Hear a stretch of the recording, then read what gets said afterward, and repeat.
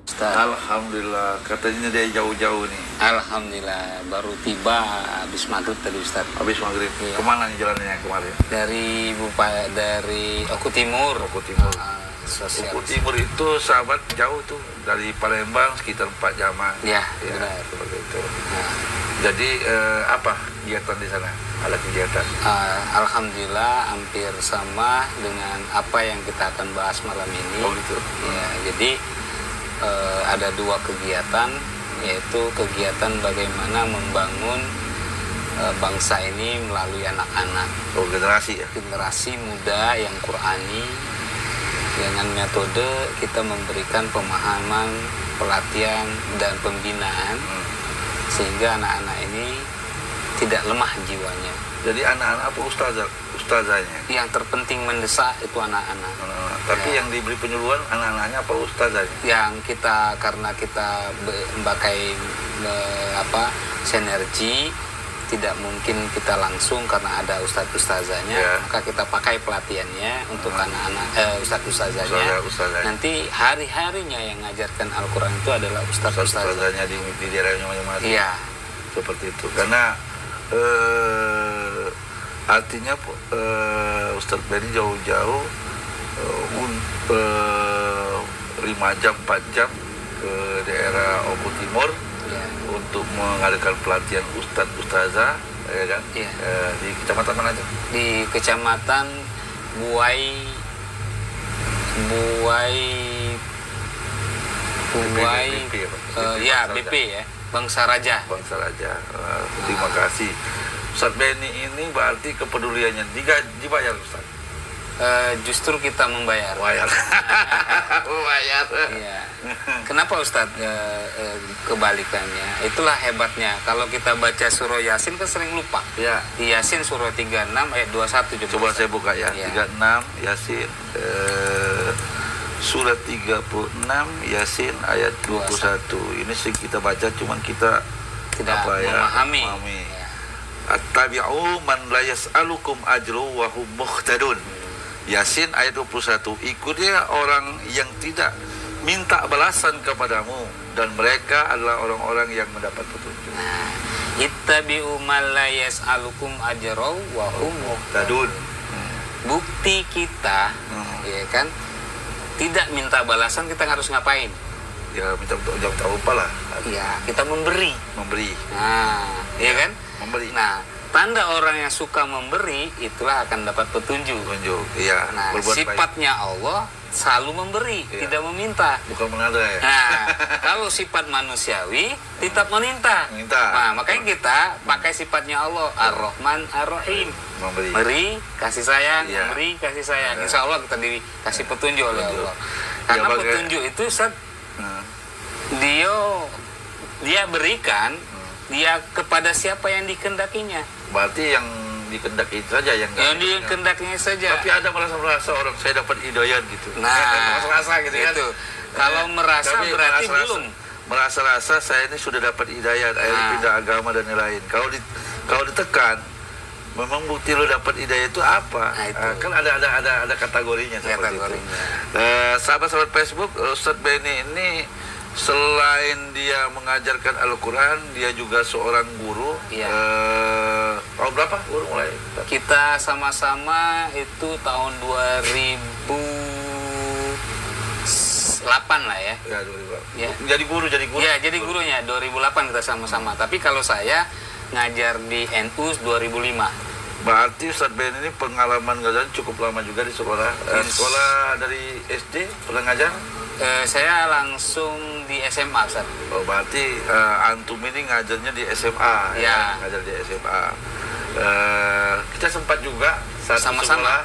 Iya. Kamu waka kurikulum, Iya. Ustadz Benny waka kurikulum, sahabat saya waka kiswaan, sama-sama satu sekolah. Iya. Saya dipecat. Lu pada 13 dipecat karena nggak pernah masuk gitu kan. Jadi guru nggak teladan. Karena seperti itu.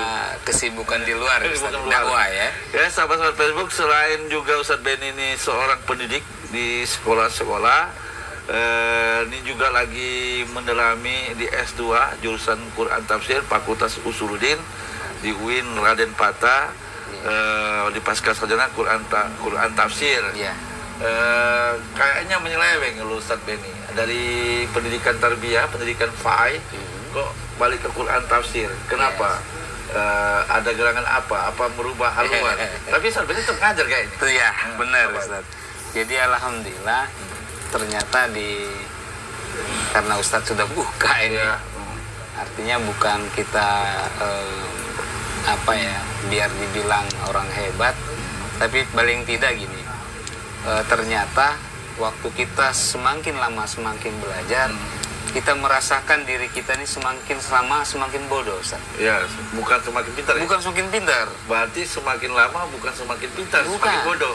Makanya semakin Anda memperdalami Al-Quran, maka Anda semakin kecil di mata Allah. Ya, semakin bodoh ya. Semakin bodoh. Makanya kata Allah, semakin kamu merasa bodoh, maka aku tuangkan ilmumu.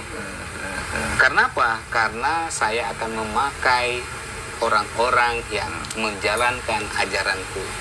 Nah, berarti siapkah Anda mempersiapkan fisik Anda? Ustaz tadi bika bahwa pendengaran hati dan pendengaran, penglihatan hati, akal, pikiran, itu semuanya diciptakan oleh Allah. Nah, ada apa maksudnya Allah menciptakan itu? Begitu. Nah, artinya kalau kita paham bahwa Allah itu menciptakan tidak sembarang, pasti dengan perincian. Nah, sekarang kita tahu nggak fungsi kita diciptain? Untuk apa gitu? Untuk apa? Diciptakan pihak aksan. Nah, maka Ustaz jelasin lagi tadi surah Al-A'raf ayat 179. Kata Allah, tatkala kalian mempunyai pendengaran, mempunyai hati, mempunyai telinga, tapi tidak digunakan untuk untuk memahami, untuk membaca, mempelajari, untuk kita melihat tanda-tanda kekuasaan Allah di Al-Quran. Kita ini dianggap oleh Allah bukan manusia. Berarti di luar manusia, makhluk lain gitu. Nah, minimal di mata Allah kata Tuhan, kal hayawan. Kamu seperti hewan. Ya, kenapa? Benar. Kita tidak memfungsikan penciptaan Allah. Gitu. Nah, jadi saya bilang, kapan kita dikatakan orang itu adalah yang berfungsi? Tatkala kita tahu bahwa maksud Allah menciptakan kita. Nah, salah satunya saya berfungsi sebagai pendidik. Minimal ya, saya akan mendidik diri saya, Ustaz. Menjadi, makanya kalau trilogi Islam itu ada 3, Ustaz. Ada iman, ada Islam, ada ihsan. Iman, Islam, ihsan. Di kapan-kapan gue pasti. Jadi ini yang harus kita masukkan. Artinya satu, ya. Artinya kalau sebagai pendidik, makanya kita ada namanya siswa atau murid. Nah, itu sudah pasangan. Nah, pertanyaannya, Ustaz tadi nanya, kenapa masih kuliah? Apakah nggak cukup di S1 di pendidikan? Gitu loh. Terus meloncat lagi ke tafsir. Jadi aku harus akui, Ustaz, ngajar di SMA itu ngajar agama. Ngajar agama itu dikasih waktu 2 jam. Dalam 1 jam cuma 45 menit. Artinya 90 menit saya ngajar agama. Berarti 1 jam 30 menit yang saya ajar. Bisakah merubah batin seseorang? Susah itu. Nah, sekarang bagaimana metode kita biar Al-Quran ini berjalan di dalam hati, pikiran, dan kegiatan manusia itu sendiri. Nah, ketemulah Ustaz namanya tadi Al-Quran. Bahwa Al-Quran ini kata Allah tadi jangan diacuhkan. Gimana mau mengacuhkannya? Karena itu pedoman kita. Nah, di situ ketariknya saya belajar. Ketemulah namanya metode pemahaman Al-Quran dan hadis. Nah, pendekatannya gimana? Kita pakailah namanya metode 6M, Ustaz. Al-Quran itu harus kita baca. Artinya membaca, harus kita mempelajarinya, harus kita memahami. Pakai apa? Sasaran antaranya pakai terjemahan. Karena saya yakin 99% orang Islam di Indonesia belum pandai berbahasa Arab. Artinya 100%-nya mungkin adalah yang dari pondok atau yang lain lah ya. Tapi mayoritasnya orang-orang Islam di Indonesia belum pandai berbahasa Arab. Mungkinkah merubah? Nggak bisa. Nah, itu Susah kan. merubahnya. Nah, mungkinkah bisa Kita merubah? pun sudah pakai sistem apapun, yang bisa merubah itu hanya Allah. Nah, Maka ada gitu. yang usaha gitu Nah, ya. itu. Makanya metodenya apa, Ustaz? Jadi kata Allah, jangan, ya kata Nabi, ya Allah, janganlah kau jadikan umatku acuh dengan Al-Quran. Berpikir gitu, bagaimana ya Al-Quran ini biar menarik, iya kan? Siapa? Yang bawaan kita. Itu janganlah kamu ketinggalkan generasi yang lemah. Ya. Lemah secara apa? Secara batinnya, jiwanya, dan lemah secara jasadnya. Nah, malam hari ini kalau saya bisa ada waktu dua, saya dua. Tapi pertama jiwa. Membangun jiwa itu ya dengan Quran, Ustaz. Ya, sahabat-sahabat ditahan dulu.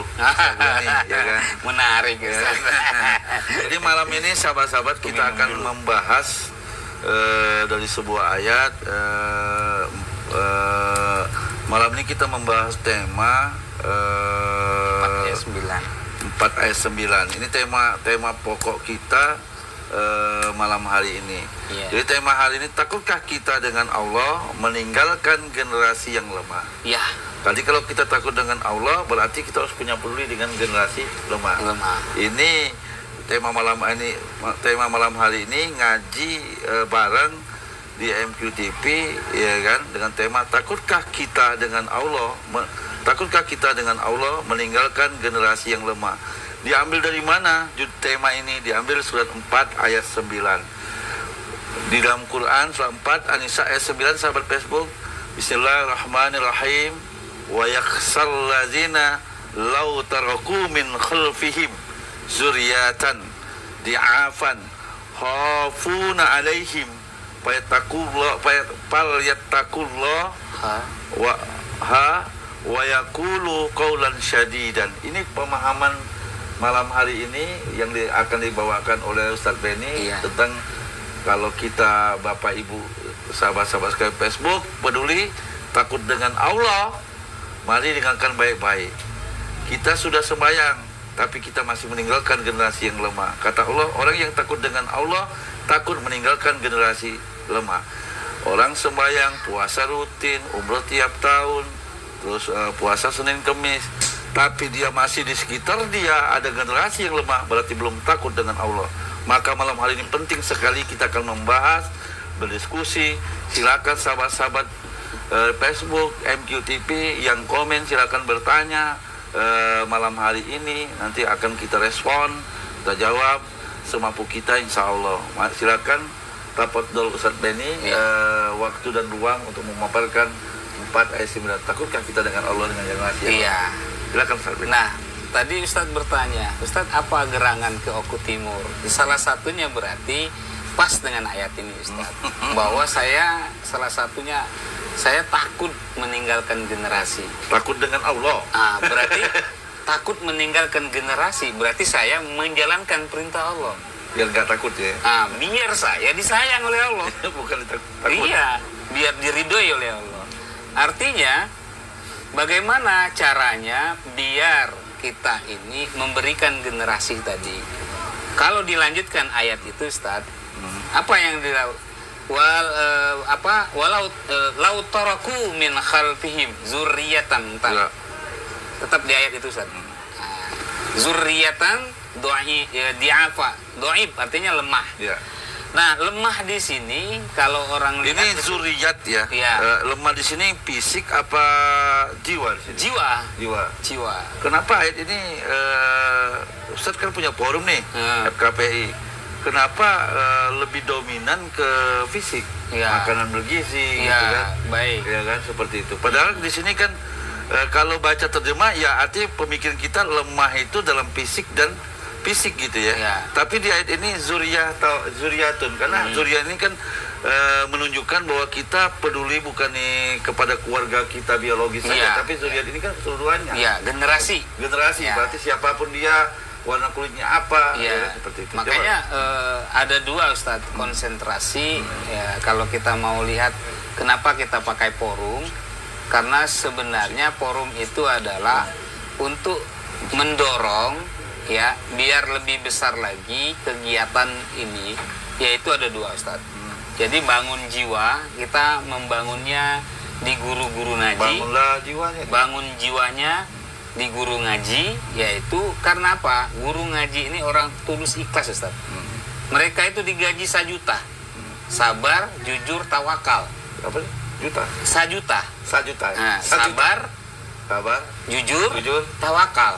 Ustaz pernah juga jadi guru ngaji nggak? Wah, saya kepala sekolahnya, Ustaz. TPA. TPA. Sama dengan saya. Nah, berarti kalau Ustadz juga sama, pasti Ya. anak-anak itu dia ngaji kalau dia bayar, kadang-kadang sebulan lewat, 2 bulan lewat, 3 setahun lewat juga, Ustadz. Nah, berhenti dia. Ya, pertanyaannya ada orang yang tulus di situ, Ya. namanya Ustadz Ustazah. Dia kenapa dia tulus? Karena dia pengen anak-anak itu bisa ngaji dulu. Berarti huruf Arabnya dia tahu, tajwidnya dia tahu, Ustaz. Nah, yang kami tekankan di dalam jiwa itu kepahaman. Kalau ngaji Quran Arab saja kan belum bisa meninggalkan generasi. Banyak orang bisa baca Quran tapi Banyak yang hafal. tapi banyak yang hafal juga Quran Arabnya. Cuma kan masih ada lemahnya. Nah, gitu. Ya kan? Seperti itu. Jadi bahasan ini kan takutkah kita dengan Allah generasi yang lemah? Nah, bukti kita takut dengan Allah, jangan meninggalkan generasi yang lemah. Ya gimana kita mengatakan kami tetap ngajar? Ya saya ngajar, profesinya guru saya. Guru. Pertanyaannya, bagaimana anak itu semakin lama dia belajar, tapi semakin dia jauh dengan Tuhan? Ya. Kenapa? Kita jangan salahin mereka, karena mereka siapa yang mau mengajari mereka? Nah, yang kedua, Ustadz, kalau begitu metodenya siapa yang harus ngajar? Ustadz Ustazah. Pertanyaan kata Ustadz tadi, lah berapa tahun orang ngaji, dia itu ngaji Arabnya, ngaji tajwidnya, tapi belum tentu dia paham. Ya. Nah, metodenya gimana, Ustadz? Masih main-main itu. Nah, makanya kami serius di dalamnya. Jadi Ustadz. akhlak, jadi kayak dia ini ya, maaf ya Ustaz. Ya. Kalau anak ngaji itu walaupun dia baca Quran disuruh orang tuanya masih melawan dia, masih bentak orang Begitu. tuanya seperti itu. Tak usah kan dari TPA, anak pesantren pun juga tamat seperti itu karena padahal dia ngaji Quran gitu, Iya. seperti itu. Artinya di situ, Ustadz, dia belum mendapatkan hikmah di mata Allah, sehingga Al-Quran itu nggak jadi suatu Pedoman. rem, suatu pencerahan di dalam diri mereka. Kalau di diri mereka nggak ada pencerahan, gelap, Ustadz. Nah, makanya nur itu harus di dalam. Nah, setelah dia di dalamnya ada nur, maka keluarnya cahaya. Terang dia nanti, Ustadz. Nah, itulah hebatnya Quran. Jadi kalau orang baca Quran, kan guru ustazah kan ngajarkan Quran tulisan bahasa Arab ya, Ya. tulisan Arab gitu ya. Oke. Baca Arab itu. Terus khotam, tamat gitu ya, seperti Ya. itu. Apakah yang dikhotamkan Quran itu sudah benar-benar jadi pedoman gitu? Nah, itu. Ya kan? Pertanyaan Kalau pedoman itu kan mengerti Iya, isi kata. Orang kan simbolisnya Quran itu sebagai pedoman umat Islam. Iya. Ya kan dari kecil juga diberitahu anak-anak TPA. Yo anak-anak, saya santai sekali pedoman kita hidup kita itu Al-Qur'an. Iya. Tapi ternyata Quran ditutup bahkan dibuka setahun sekali belum jadi pedoman. Iya. Seperti itu. Makanya Ustadz, dari pertanyaan Ustadz timbul kan, kenapa kita habis ngaji itu doanya apa? Allahumma rahamna bil Qur'an. Ya Allah, rahmati kami dengan Quran. Waja'alhu lana imaman. Jadikanlah Quran itu imam kami. Jadi rahmat dan imam. Lah iya, Ya bagaimana mau dapat rahmat kan? Quran itu, ya kan? Kalau kita nggak ngerti, nggak gitu. paham. Ya. Jadi rahmat itu Ustadz, kalau kita arti kajian yang mendalam, itu adalah solusi, Ustadz. Bagaimana Al-Quran ini jadi solusi kalau kita nggak paham apa yang dikasih? Nah, makanya kata Ustadz tadi ada hadis, kalau kamu pengen selamat di dunia dan akhirat, ada dua, Ya. yaitu Al-Quran dan Dan As-Sunnah. sunnah, itulah yang diwarisi oleh para nabi. Nah, makanya tatkala kita berpegangan dua, itu akan dapat ridho oleh Allah. Makanya Allah bilang, dengan kitab itulah aku berikan keselamatan. Ya. Dan dengan kitab itu Allah mengeluarkan dari gelap menuju cahaya, minadz zulumati ilan nur. wa yahdihim ila siratil mustaqim. Jadi kalau kita dikasih solusi, ya Kak, maka terang di hati kita. Otomatis jalan kita lurus. Maka Allah ridho dengan kita, Ustaz. Nah, metode ini bagaimana masuk ke generasi kita? Ustaz santren, anak santren ya. Ya. Tapi kapan kita dapat? Barusan. Nah, 10 tahun. makanya kalau kita baru main-main Saya tuh disebutlah 10 tahun itu Sarbeni baru sadar bahwa Quran sebagai pedoman. itulah namanya Islam, Ustaz. Iya, seperti Jadi itu. apa bedanya Islam dengan iman? Apalagi sansitan itu. Nah. Itu kita yang mondok bertahun-tahun Di situ, udah Ustaz. S1 gitu kan. Nah, kasihan kan? Iya, Itu bukti kita takut dengan Tuhan. Ya Allah, gimana nih metodenya? Karena Ustadz membahas itu, saya sempatin. Tadi harusnya saya datangnya pelan, Ustadz. Karena Ustadz bilang harus ada ini kajian yang luar biasa. Bukan Ustadznya yang saya takut. Karena ada ayat-ayat itu yang akan meninggalkan generasi yang lemah. Itu yang saya takut. Jadi saya takut dengan Allah, maka saya cepat-cepat. Maka di ayat itu, Ustadz, ada bilang, wayat takillah. Bagaimana metodenya? Yaitu mengajak mereka bertakwa. Berarti biar generasi lemah itu biar mengenal Quran diajarkan takwa ya. Itu. Jadi untuk meniti hal-hal yang baik, yang mulia, karena Al-Quran ini kitab yang mulia, harus pribadi sosok anak-anak kita harus meniti kegiatan yang mulia. Biar kitab yang mulia, biar yang maha mulia itu menitipkan kepada anak-anak generasi kita. Termasuk kita, Ustaz. Iya.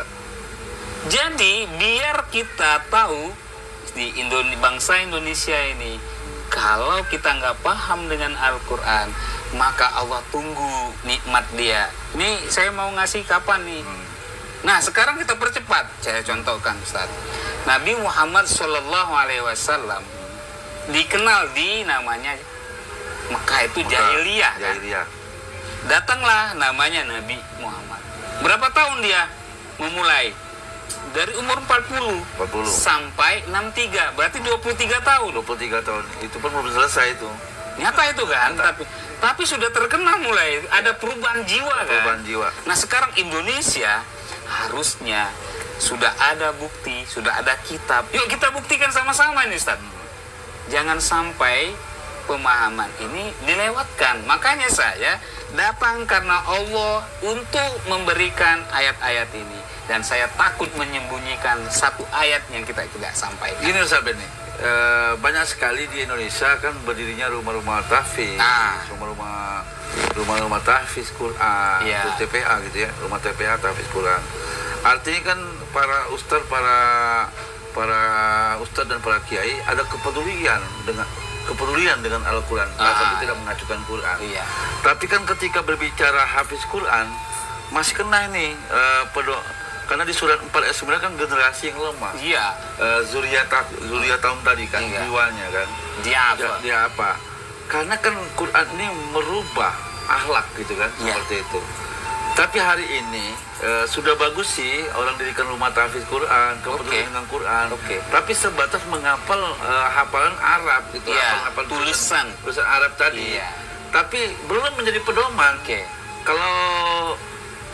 Kalau kita beli barang kan gini, boleh beli barang, tentu barang itu kan ada pedoman. Kayak beli HP ada pedoman, ada bahasa Inggris, bahasa Arab, ada panduan. Ada panduan Iya. untuk bagaimana menggunakan HP baik dan benar. Iya. Nah hari ini ada orang hafiz Quran sudah baca Qurannya bagus, bahasa Arabnya bagus, tapi saya pandang perbuatannya belum baik dan benar. Iya, Karena apa? Quran itu belum menjadi sasaran pedoman. Iya. Artinya kalau mencintai Quran, okelah mencintai Quran. Artinya dengan melalui salah wujudnya mencintai Al-Quran, salah satu mendirikan rumah tahfiz Quran, ngajar ngaji gitu kan. Terus salah satunya pemerintah mencintai Al-Quran bangsa ini, mengadakan MTQ, lomba-lomba, mengangkat derajat anak-anak yang hafal Quran, suara yang bagus gitu. Tapi dalam akhlak dan moral ini belum. Padahal ketika kita pahami satu riwayat tadi saya katakan, ketika sahabat bertanya dengan Siti Aisyah setelah wafatnya Rasul, bagaimana akhlak Rasul Al-Quran? Bagaimana akhlak Rasul Al-Quran? Padahal Al-Quran ini untuk merubah akhlak. Salah satunya Nabi kan merubah akhlak. Iya. Wa utamil akhlak, merubah akhlak melalui Al-Quran. Nah, hari ini Al-Quran belum menjadi sasaran pedoman menurut saya. Al-Quran baru sebatas cinta. Orang-orang di rumah tapi sebatas cinta dengan Quran. Tidak mengacukan Quran. Tapi Al-Quran sebagai pedoman dalam kehidupan sehari, Al-Quran sebagai pedoman dalam pemikiran, Al-Quran sebagai pedoman dalam ekonomi, Al-Quran sebagai pedoman dalam perniagaan, Al-Quran sebagai pedoman seorang politikus, Al-Quran sebagai pedoman seorang menteri, gubernur, bupati, camat, seorang guru dan lain-lain. Itu belum terjalani di bangsa ini loh. Bagus Ustaz. Seperti itu. Itu luar ini biasa. Ini masih ada generasi-generasi yang di atas kita lemah. Ya, Ustaz Benny kan sama-sama dengan saya 10 tahun kita kenal Al-Quran. Berarti kita sudah di pondok bertahun-tahun, terus di madrasah kita ngaji, terus kita bahasa Arab. Baru sadar kan 10 tahun bahwa Quran sebagai pedoman. Kita jujur loh, benar. Kita 10 tahun lah bahwa Quran ini dalam pedoman kehidupan. Artinya ketika ini bukan hak saya nggak mau. Karena apa? Ada aturan Tuhan gitu seperti itu. Saya ketika ada pohon saya cabut, pohon saya rusak, ingat nanti dipotong tangan saya, disalib dengan saya. Nah seperti itu. Ketika Ustaz Benny keluar kota dengan berapa jam meninggalkan keluarga, tidak dibayar sama sekali untuk mengajar generasi lemah, ya kan? Meluangkan waktu untuk mengajarkan guru-guru usaha dari TPA tanpa dibayar, malah membayar gitu kan?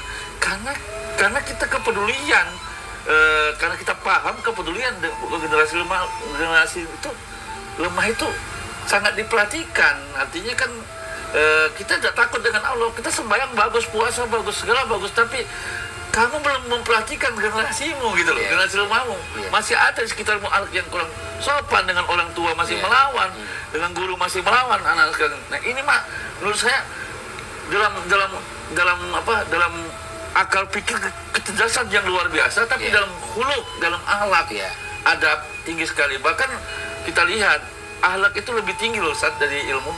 Al-adabu dalam bahasa tasawufnya itu akhlak atau adab itu lebih tinggi daripada ilmu. Nah ini yang dikatakan tadi lemah tadi akhlak gitu adab. Itu Ustaz Benny yang dimaksud bagaimana metode untuk kita peduli dengan generasi lemah tadi. Seperti tadi. Makanya Ustaz, jadi selama ini kita sudah berjalan, katakanlah dari kita mengenal huruf Arabnya, itu harus dilestarikan. Maka anak-anak TPQ itu tetap kita suruh ngaji. Tetap suruh ngaji ya. Suruh ngaji. Tajwidnya suruh kita wajib tetap. Terus iramanya makhrajul hurufnya dihafal juga. Dihafal Nah, kita tambah satu lagi. Kenapa? Karena waktu Allah nurunkan Al-Quran, pertama Allah bilang mempermudah Al-Quran itu. Tapi ada perintah di akhirnya, memahami. Jadi Nabi waktu menerima Al-Quran, kenapa disuruh? Nih loh solusinya, biar orang Arab itu paham. Lo kasih wahyu ini. Nah pertanyaannya, kita sudah dapat nih Al-Quran, dapat wahyunya, kita pegang nih depan mata kita. Tapi yang di dalamnya tidak kita pahami, jadi dampak, jadi bentuk berbuah manis nggak? Akhlak kita menjadi lebih baik nggak kita? Tidak. Kenapa? Kita nggak tahu. Contoh, kalau kita ke dokter, cuman baliknya dari dokter, megang resep dari dokter, kira-kira penyakit yang kita konsultasikan tadi sembuh nggak Ustaz? Ya nggak sembuh. Nggak sembuh. Karena apa? Cuma dibaca. Al-Quran pun tidak jadi syifa bagi kita. Tatkala Al-Qurannya cuma dibaca Arabnya, baca terjemahan, dibaca tajwidnya. Nah, biar paham, karena kita tahu bahwa Al-Quran itu adalah berbahasa Arab, Allah mudahkan dengan bahasa Allah juga. Ada ayatnya Ustaz. Berapa itu? Nah, kita buka di surah 12 ayat 2 dulu. 12 ya, Yusuf ayat 2. Bismillahirrahmanirrahim. Inna anzalnahul Qur'an Arabiyyan la'allakum ta'qilun. Ngerti? Sahabat, nggak ngerti kan? Bukan orang Arab gitu. Sesungguhnya kami menurunkan Al-Quran dengan berbahasa Arab agar kamu memahaminya. Jadi orang Arab disuruh ngapain? Memahami. Lah iya. Tapi kalau orang Arab ngerti gimana bahasanya? Belum tentu Ustaz. Belum tentu ya. Contohnya ada kalau dia ngerti kan Abu Jahal. Kenapa nggak bahasa Arab gitu kan, Arabian Iya, kan gitu. Arabian. Berarti untuk paham gitu. Untuk diwajibkan paham, biar apa? Biar merubah akhlak jahiliyah mereka. Iya. Kalau nggak paham, walaupun habis Quran ya nggak berubah akhlak Ya, juga. gimana? Nggak jadi sifat. Nggak jadi sifat. Gitu loh. Nah, gimana orang Indonesia? Tidak cukup ayat itu, makanya ayat ini dijelasin dengan ayat yang lain, Ustaz. Kalau di S2 Ustaz apa namanya, Ustaz? Kalau metode ini, kalau dalam nama Nabi ya, Iya. Nabi itu seorang mufasir, dia dapat wahyu langsung dari Jibril, itu tafsir bil maksur. Nah, kalau yang sekarang ini namanya tafsir maudhu'i, atau yang terkenal tematik. Tematik. Gitu. Kalau keilmuan Qur'annya namanya munasabah, Ustaz. Muhasabah. Munasabah. Nah, sekarang munasabah ayat ya. Surah ke-44 ayat 58. 458. Fa inna ma yasyarnahu bilisanaka la'allahum yatazakkarun. Sesungguhnya kami mudahkan Al-Qur'an itu dengan bahasamu supaya mereka mendapat pelajaran. Surat Ad-Dukhan ayat 58. Nah, Allah bilang ku mudahkan Al-Quran itu dengan bahasamu. Sekarang kira-kira Ustadz, maaf antum min ma'had, ana min ma'had, jauh lebih mudah yang mana? Bahasa Arabnya apa terjemahnya? Kalau bahasa terjemahnya lebih mudah kalau lebih bahasa kita mudah, gitu kan. karena kita lebih mudah karena bahasa kita. Iya. Makanya tashilan lakum wa antiku billawati Indonesia. Enam pimahat begitu. Iya. Nah, sekarang Kalau di pondok itu kan kalau setiap khutbah Jumat kan bahasa Arab itu. Tidur galau. Artinya kenapa? Nggak ngerti. Waktu ngajarin pedoman, siap Ustaz ubah Jumat khotib bertahun-tahun. Nunggu kan 8 tahun di pondok. Jadi ketika khotib bahasa Arab, Ustaz kita itu naum semua. Kenapa? Enak naum. Nggak ngerti. Kita jadi pedoman juga. Itu di pondok Ustaz terjadi. Apalagi di masyarakat yang tidak di luar pondok lah ya, umum lah kita. Artinya ini kewajiban kita, Ustaz. Makanya Ustaz nanya tadi, kenapa tertarik? Salah satunya itu, Ustaz. Saya harus bermanfaat. Khairukum man ta'alamal Qur'an wa 'alamahu. Khairun nas man anfa'uhum linnas. Jadi, sebaik-baiknya manusia harus bermanfaat kita ini, Ustaz. Kalau nggak bermanfaat, kita ini bukan manusia. Mengajarkan Quran. Nah, bagaimana bermanfaatnya? Mengajarkan dan belajar. Ya, Rabbani. Nah, itulah namanya Rabbani. Ya. Jadi bukan Robbana ya. Bukan Robbana. Nah, itu Ustaz. Jadi kita kembali bahwa Allah mudahkan Al-Quran itu dengan bahasamu. Kenapa? Biar umat manusia tidak bisa mengeles. Ustaz, Tuhan, aku tidak tahu. Kalau itu karena apa? Bahasa Arab. Bukan orang Arab. Aku bukan orang Arab, nggak bisa nggak tahu. Jadi orang-orang yang hari ini baca Quran bahasa Arab, dia punya alasan loh. Alasan dia. Tuhan aku ya nggak tahu kalau minta kau seperti. Udah baca.